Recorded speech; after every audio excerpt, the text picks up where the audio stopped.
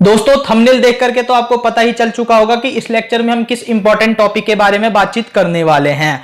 और दोस्तों ये है गवर्नमेंट के द्वारा जो 3 ऑर्डिनेंसेस इशू किए गए हैं उसके बारे में बातचीत करना, और जो उसको एक तरीके से काउंटर करने की कोशिश कर रहे हैं और एंटी फार्मर बताने की कोशिश कर रहे हैं, उनके जो लॉजिक है उसका भी काउंटर लॉजिक देने की अपने इस लेक्चर में हम कोशिश करेंगे। लेकिन दोस्तों मेरा आप सबसे एक हम्बल रिक्वेस्ट है कि आप एक कंफ्यूजन ये कभी ना पाले कि जो अभी एक्चुअली में पुलिस ने फार्मर्स पर लाठीचार्ज किया था हरियाणा में, मैं उसका किसी भी तरीके से सपोर्ट करता हूं। नहीं दोस्तों, ऐसा बिल्कुल भी नहीं है। उल्टा मैं यहां पर स्टेट गवर्नमेंट को कंडेम करता हूं ऐसा गलत काम करने के लिए। यहां पर दोस्तों आपको एज अ पॉलिसी मेकर सोचने की जरूरत है कि ये 3 ऑर्डिनेंसेस का पर्पस क्या है और क्या उसको वो अचीव करने में सक्सेसफुल हो पाएगी या नहीं, और जो यहां पर एक्चुअली में इसका विरोध करने के लिए लॉजिक दिए जा रहे हैं वो कितने सही हैं या गलत। तो आइए अपना लेक्चर फटाफट हम शुरू करते हैं। लेकिन दोस्तों आगे बढ़ने से पहले मैं आप सबको एक डायलेमा का एग्जांपल देना चाहता हूं जो फार्मर से ही रिलेटेड इशू है। दोस्तों आप यहां पर देख सकते हैं कि मैंने कुछ दिनों पहले एक लेक्चर बनाया था, time to discontinue free electricity to farmers, यानी फार्मर्स को फ्री में बिजली नहीं मिलनी चाहिए। इस पर दोस्तों आपको देखने में लगेगा कि ये एक्चुअली में एंटी फार्मर है, लेकिन दोस्तों ये एंटी फार्मर नहीं है, ये फार्मर के वेलफेयर के लिए काफी अच्छा डिसीजन हो सकता है। इस वीडियो को आप देखेंगे तो समझ पाएंगे कि मैंने इस पर ऐसा लेक्चर क्यों बनाया है।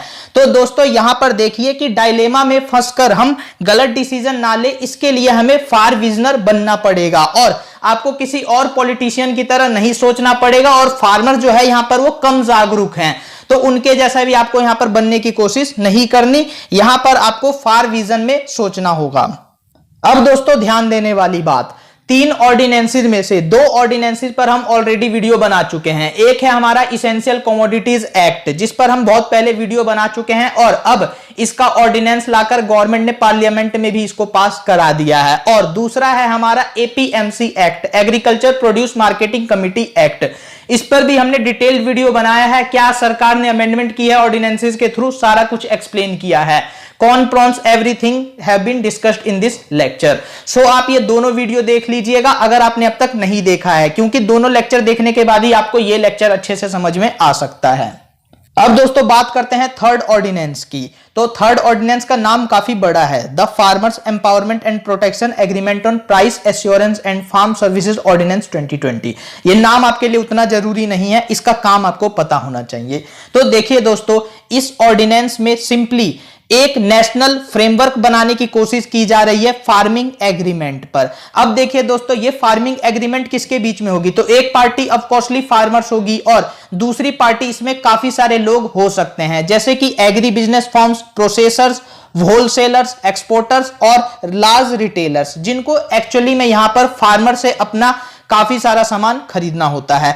तो यहां पर दोनों ही मिलकर के एक एग्रीमेंट डिसाइड कर सकते हैं। अब दोस्तों यहां पर सरकार की जिम्मेदारी यह बनती है कि ये जो एग्रीमेंट है किसी भी तरीके से किसी एक पक्ष के लिए ज्यादा नुकसानदायक ना हो, यानी एक तरीके से ये दोनों के लिए बेनिफिशियल होना चाहिए, यानी म्यूचुअली बेनिफिशियल होना चाहिए। तो इसी के रिगार्डिंग दोस्तों इस ऑर्डिनेंस में काफी अच्छे प्रोविजंस बनाए गए हैं जो ट्रेडर्स और फार्मर्स दोनों के ही इंटरेस्ट को प्रोटेक्ट करने की बात करता है। पहले आपको दोस्तों ये ऑर्डिनेंस समझना होगा, फिर इस पर जो इसका विरोध हो रहा है उसको समझना होगा। अब दोस्तों बात करते हैं ऑर्डिनेंस के पहले प्रोविजन की। तो देखिए दोस्तों यहां पर ये सिंपली एक राइट देता है फार्मर को कि वो रिटन यानी लिखा हुआ एग्रीमेंट बनवा सकता है अपने किसी भी प्रोडक्ट के लिए। तो यहां पर आपको ध्यान रखना होगा कि इसेंशियल कमोडिटीज एक्ट है वो सिर्फ सेलेक्टेड प्रोडक्ट्स के लिए है, लेकिन ये जो ऑर्डिनेंस है वो अपने साथ सारे इंपॉर्टेंट एग्रीकल्चर प्रोडक्ट को इंक्लूड करता है। काफी इंपॉर्टेंट पॉइंट है। तो यहां पर दोस्तों देखिए फार्मर्स जो है फार्मिंग एग्रीमेंट अपने किसी भी एग्रीकल्चर प्रोड्यूस के लिए बनवा सकता है, और यहां पर उस एग्रीमेंट में 2 इंपॉर्टेंट फीचर होना चाहिए। एक तो दोस्तों फार्मर्स पर एप्लीकेबल है, और दूसरा जो सेकंड पार्टी है वो, अब सेकंड पार्टी ट्रेडर्स हो सकते हैं, रिटेलर्स हो सकते हैं, होलसेलर्स हो सकते हैं, कोई भी हो सकते हैं, तो उन पर जो है वो दूसरा जो प्रोविजन है वो एक तरीके से एप्लीकेबल होता है। अब दोस्तों देखिए, पहले प्रोविजन में तो ये कहा गया है कि जो एक्चुअली में जिस तरीके का सामान चाहिए सेकंड पार्टी को, वो यहां पर उसकी सप्लाई की timing, quality, grade, standard, price और दूसरे जो भी इंपॉर्टेंट इंफॉर्मेशन है वो सारा एग्रीमेंट में लिखा होना चाहिए। साथ ही साथ दोस्तों यहां पर अगर जो मान लीजिए अब यहां पर क्वालिटी, ग्रेड या स्टैंडर्ड की बात हो रही है, तो कोई प्रोडक्ट है उसकी क्वालिटी और ग्रेड और स्टैंडर्ड जो है वो काफी हाई हैं। जैसे कि दोस्तों एग्रीकल्चर में हमारा ना यूरोपियन यूनियन द्वारा कई बार एक्सपोर्ट रोक दिया जाता है। वो कहते हैं कि इसमें काफी ज्यादा इंसेक्टिसाइड्स और पेस्टिसाइड्स हैं, तो फार्मर्स को यहां पर कम इन आइटम्स का यूज करना होता है अपने एग्रीकल्चर में। तो फार्मर्स के पास हमारे टेक्नोलॉजी नहीं है तो वो ऐसा प्रोडक्ट नहीं बना सकते। तो दोस्तों यहां पर देखिए जो फार्म सर्विसेज है उसको यहां पर बर्डन डाल दिया गया है सेकंड पार्टी पर, यानी स्पॉन्सर पर या फार्म सर्विस प्रोवाइडर पर, कि भाई यहां पर जो भी लीगल रिक्वायरमेंट होगी एक तरीके से किसी भी इंपॉर्टेंट प्रोडक्ट की, वो सारा आप पर होगा, यानी सेकंड पार्टी पर होगा। फार्मर यहां पर सिर्फ एग्रीकल्चर करेगा और आपको जिस क्वालिटी का सामान चाहिए उसके रिगार्डिंग आपको टेक्नोलॉजी प्रोवाइड करानी पड़ेगी या टेक्नोलॉजी से रिलेटेड कॉस्ट। तो ये सब कुछ दोस्तों यहां पर देखिए सिंपली कितना सिंपल बना दिया गया है फार्मर्स के लिए कि उसको यहां पर जो एक्चुअली में टेक्नोलॉजी चाहिए होगी या जो कुछ भी एक्स्ट्रा फैसिलिटी चाहिए होगी वो उसको यहां पर आसानी से मिल जाएगी। तो दोस्तों ये है पहला इंपॉर्टेंट प्रोविजन जो कि फार्मर्स के लिए भी अच्छा है और जो सेकंड पार्टी है उसके लिए भी अच्छा है। जिस क्वालिटी का उसको प्रोडक्ट चाहिए होगा उस हिसाब से उसको टेक्नोलॉजी प्रोवाइड करानी होगी। तो इससे कॉस्ट का जो फार्मर्स के प्रोडक्ट का कॉस्ट कटिंग है वो भी आसानी से हो जाएगा और जो सेकंड पार्टी है उसको रिक्वायर्ड प्रोडक्ट भी आसानी से मिल जाएगा। इसके अलावा दोस्तों जो दूसरा प्रोविजन है वो एक्चुअली में शेयर क्रॉपर्स के बारे में है। तो देखिए दोस्तों यहां पर सिंपली ये कहता है कि किसान जो है किसी भी तरीके का फार्मिंग एग्रीमेंट कर ले, शेयर क्रॉपर्स के किसी भी इंटरेस्ट को वो किसी भी तरीके से इंपैक्ट नहीं करेगा। जो उसके राइट्स हैं उसके बारे में ये एग्रीमेंट बिल्कुल भी कोई बात नहीं करेगा। यहां पर शेयर क्रॉपर्स क्या होते हैं, तो देखिए एक किसान है वो एक्चुअली अपनी सारी जमीन पर खेती नहीं कर सकता, तो उसका कुछ हिस्सा वो किसी और किसान को दे देता है और यहां पर उस किसान से कहता है कि भाई आप यहां पर खेती करो और उसका जब फसल काटोगे तो उसका आधा आप मुझे दे देना, आधा अपने पास रख लेना। यानी जमीन का एक तरीके से कॉस्ट वो जमीन देने की वजह से उसका वो कॉस्ट ले लेता है आधा। तो यहां पर वो होता है शेयर क्रॉपर्स। तो उसको यहां पर सिंपली इस एग्रीमेंट से बाहर रखा गया है। उसके जो राइट्स होंगे वो ज्यों के त्यों रहेंगे अगर वो उसमें इन्वॉल्व है तो। उसके बाद से दोस्तों देखिए किसी भी फार्मिंग प्रोड्यूस का जो प्राइस है वो डिटरमाइन कर लिया जाएगा एग्रीमेंट में खुद से। यानी यहां पर जो किसान है वो अपना जो प्रोड्यूस बेचना चाहता है उसका वो प्राइस खुद डिसाइड करके बोलेगा और अगर इस प्राइस में कोई भी वेरिएशन करनी है आपको तो एग्रीमेंट में इसके बारे में प्रॉपर मैकेनिज्म होना चाहिए या सिचुएशन मेंशन होनी चाहिए कि किस सिचुएशन में ये प्राइस जो है एक तरीके से चेंज किया जा सकता है। तो यहां पर दोस्तों देखिए आप ये कह सकते हैं कि जो सेकंड पार्टी होगी वो कमजोर किसान के आगे मजबूत पड़ेगी और वो उसके इंटरेस्ट को हार्म कर सकती है। तो यहां पर देखिए दोस्तों एक गारंटीड प्राइस जो होगी वो यहां पर फिक्स कर दी जाएगी कि एक प्राइस गारंटीड है, आपको इतना तो देना ही देना है। तो यहां पर सरकार एक तरीके से जो एमएसपी पॉलिसी है उसकी वैसा ही कुछ यहां पर सरकार जो है इंप्लीमेंट करेगी। तो यहां पर ऐसा सवाल उठाना कि यहां पर किसान के साथ गलत हो सकता है उसकी संभावना कम हो जाती है। साथ ही साथ दोस्तों देखिए एक प्राइस रेफरेंस डिसाइड कर दिया जाएगा कि किस तरीके से इस गारंटीड प्राइस के बाद जो अलग से प्राइस ऐड होनी चाहिए वो ऐड होनी चाहिए। यानी दोस्तों यहां पर देखिए जो गारंटीड प्राइस है वो तो किसान को मिलेगा ही मिलेगा, इसके अलावा बोनस प्राइस जो है वो भी मिल सकता है। तो ये है तीसरा इंपॉर्टेंट प्रोविजन जो कि प्राइस के बारे में बात कर रहा है। अब दोस्तों एक और इंपॉर्टेंट प्रोविजन जो फार्मर्स के इंटरेस्ट को डायरेक्टली सेफगार्ड करता है। देखिए दोस्तों जो स्पॉन्सर होगा उसके ऊपर रिस्पॉन्सिबिलिटी होगी कि वो किसान के गेट पर आए और उससे जो अपना सामान है वो अपना ले जाए और इसके लिए जो एग्रीड टाइम हुआ होगा यानी जो टाइम डिसाइड हुआ होगा कि आपको इतने समय पे आना है तो उतने समय पर उसको आना होगा। और यहां पर यह भी डिसाइड किया जा सकता है कि आप हमसे 10 दिन के अंदर अंदर सामान खरीद लेंगे, तो फार्मर्स को यहां पर यह चीज भी एडवांटेज होगा और स्पॉन्सर यहां पर 10 दिन के अंदर उस सामान को लेना ही होगा। अगर यहां पर वो नहीं लेगा तो इस एग्रीमेंट का वायलेशन हो सकता है और इस एग्रीमेंट में जो डिसाइड पेनल्टी होगी उसके हिसाब से किसान को फर्दर बोनस भी मिल सकता है। तो यहां पर दोस्तों देखिए, एक तो ये एडवांटेज हो गया फार्मर के लिए।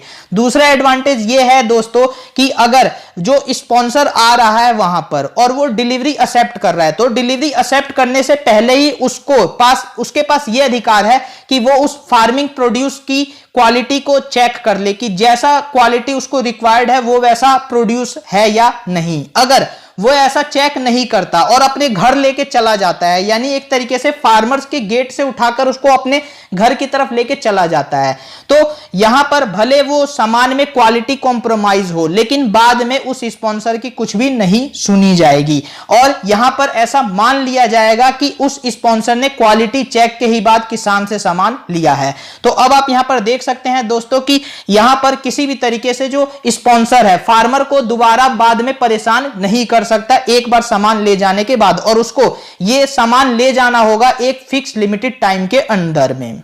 अब दोस्तों फार्मर्स के लिए कुछ और इंपॉर्टेंट प्रोविजंस देखिए दोस्तों, जो स्पॉन्सर होगा वो किसी भी तरीके से इस एग्रीमेंट का फायदा उठा करके फार्मर्स की जो लैंड की ऑनरशिप राइट्स है उसको वो हार्म नहीं करेगा और किसी तरीके से ऑनरशिप राइट को वो एक्वायर नहीं कर सकता।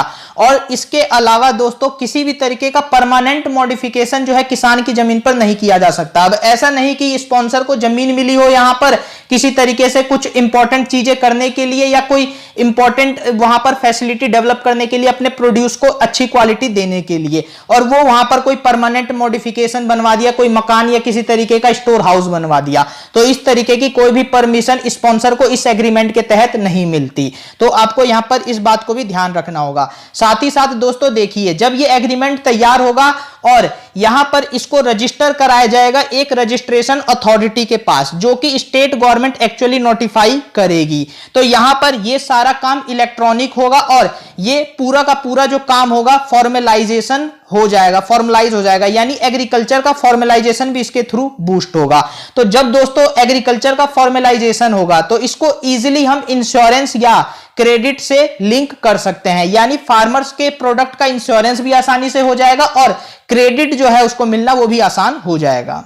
यहां एक अलग रजिस्ट्रेशन अथॉरिटी बनाने का जो डिसीजन है वो काफी अच्छा है दोस्तों, क्योंकि देखिए एक अलग रजिस्ट्रेशन अथॉरिटी स्पेसिफिकली फार्मर और स्पॉन्सर के लिए होगी, तो इस काम में काफी तेजी आएगा, क्योंकि एग्रीकल्चर का काम सीजनल होता है और उस फिक्स टाइम पीरियड के अंडर में एग्रीमेंट जो है वो बन जाना चाहिए। अगर नहीं बन पाएगा तो मौसम निकल जाएगा और किसान जो है ठीक से खेती नहीं कर पाएगा, सिर्फ एग्रीमेंट में उसका टाइम बर्बाद हो जाएगा। अगर ये काम हम कोर्ट को देते तो कोर्ट के पास अपने दूसरे जरूरी काम होते हैं या तहसील में दूसरे अपने जरूरी काम होते हैं, तो वहां फार्मर्स को काफी दिक्कत होती और स्पॉन्सर्स को भी काफी दिक्कत होती। तो उनके लिए ईज ऑफ डूइंग बिजनेस का एक्चुअली में ये काम करने के लिए ऐसा किया गया है। साथ ही साथ देखिए दोस्तों, अगर यहां पर फार्मर और स्पॉन्सर के बीच में किसी तरीके का डिस्प्यूट खड़ा होता है तो यहां पर देखिए दोस्तों, उस किसान को अगर लॉस होता है तो किसान से पैसा इस तरीके से नहीं लिया जाएगा कि वो उसके जमीन को किसी तरीके से हथियाने की कोशिश हो।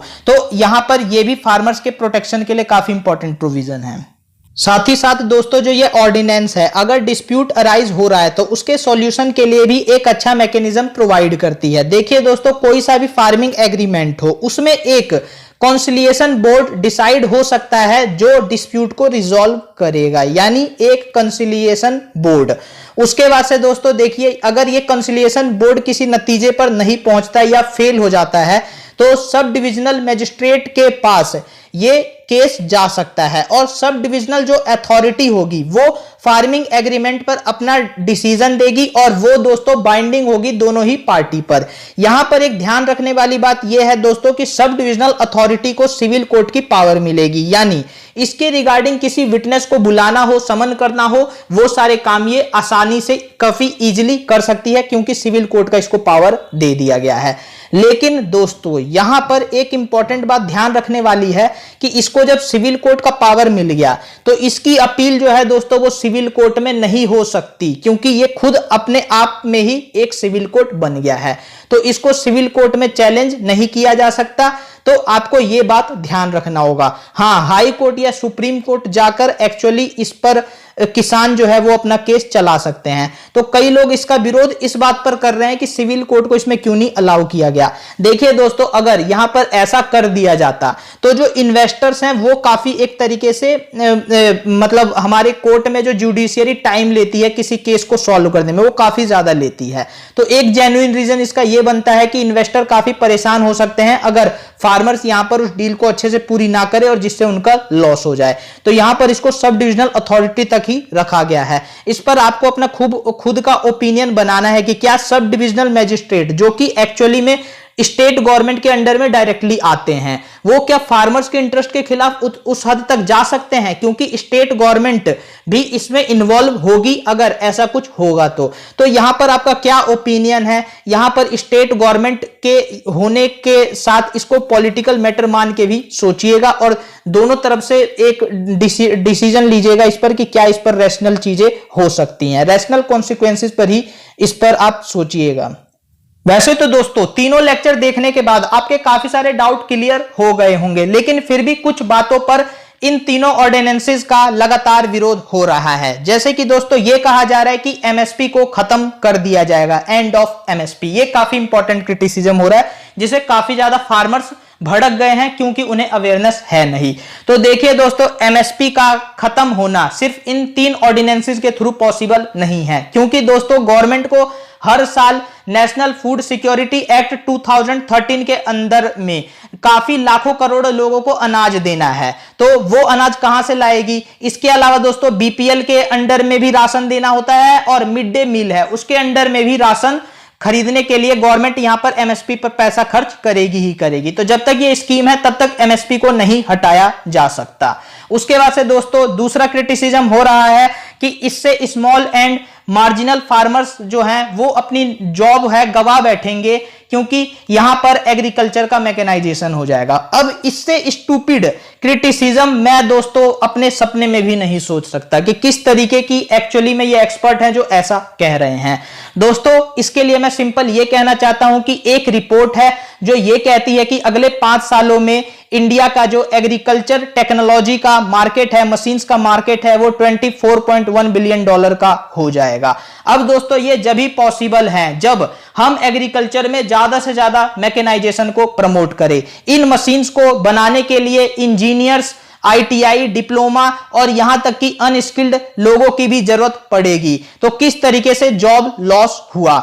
इसके बाद से दोस्तों देखिए एक रिपोर्ट है जो ये कहती है कि $14 बिलियन का फूड वेस्टेज होता है हमारे देश में। अब दोस्तों देखिए अगर इस वेस्टेज को हमें रोकना है तो हमें प्राइवेट इन्वेस्टमेंट की जरूरत है फूड प्रोसेसिंग इंडस्ट्री में, और इसी फूड को प्रोसेस किया जा सकता है जिसमें काफी ज्यादा जॉब्स जनरेट हो सकती है। यानी 24 + 14 बिलियन $38 बिलियन का डायरेक्टली यहां पर जॉब्स जनरेशन हो सकता है। हमारी इकोनॉमी में काफी ज्यादा बूस्ट देखने को मिल सकता है, लेकिन फिर भी यहां पर इसका विरोध हो रहा है जो कि मेरे समझ से परे की बात है।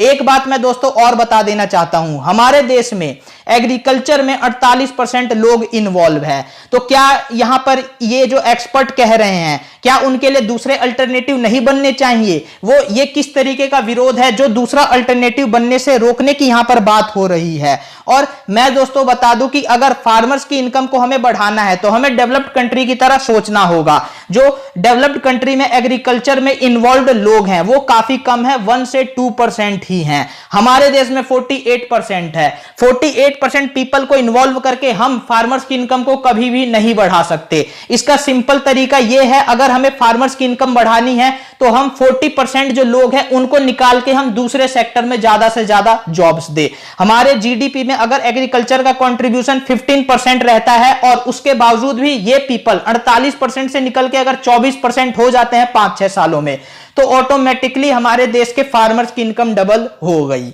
तो यहां पर यह क्रिटिसिज्म भी दूसरा बेसलेस है और इस पर भी ध्यान देने की जरूरत नहीं है। उसके बाद से दोस्तों यह कहा जा रहा है कि प्राइवेट सेक्टर के इन्वॉल्व हो जाने से उनकी मोनोपोली बन जाएगी और एपीएमसी जो है एक्चुअली में बंद हो जाएंगे, यानी डिसमेंटल हो जाएंगे। तो मैं इस बात से भी दोस्तों बिल्कुल भी एग्री नहीं करता, क्योंकि जब तक यहां पर एमएसपी रहेगी तब तक एपीएमसी रहेगी। और एमएसपी क्यों रहेगी ये हमने ऑलरेडी डिस्कस कर ही लिया।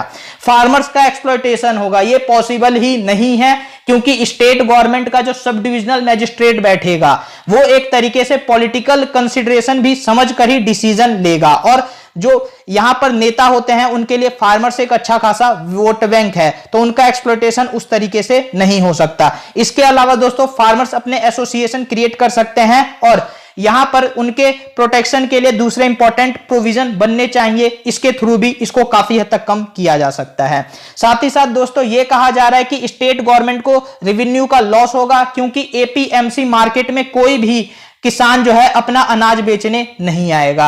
तो मैं यहां पर बता देना चाहता हूं, अगर किसी स्टेट में एग्रीकल्चर मशीन बनाने की मशीन खुले, एग्रीकल्चर प्रोसेसिंग यूनिट खुले, तो क्या वहां पर स्टेट गवर्नमेंट को इससे रेवेन्यू नहीं मिलेगा? बिल्कुल मिलेगा। तो फिर ये क्रिटिसिज्म क्यों हो रहा है, खुद विचार कीजिए। साथ ही साथ दोस्तों लेक्चर को खत्म करने से पहले एक बहुत ही इंपॉर्टेंट मुद्दे पर आपका ध्यान दिलाना चाहता हूं। देखिए दोस्तों, एमएसपी को जो इतना अलापा जा रहा है, जो इसकी इतने राग अलापे जा रहे हैं, उसकी रियलिटी क्या है?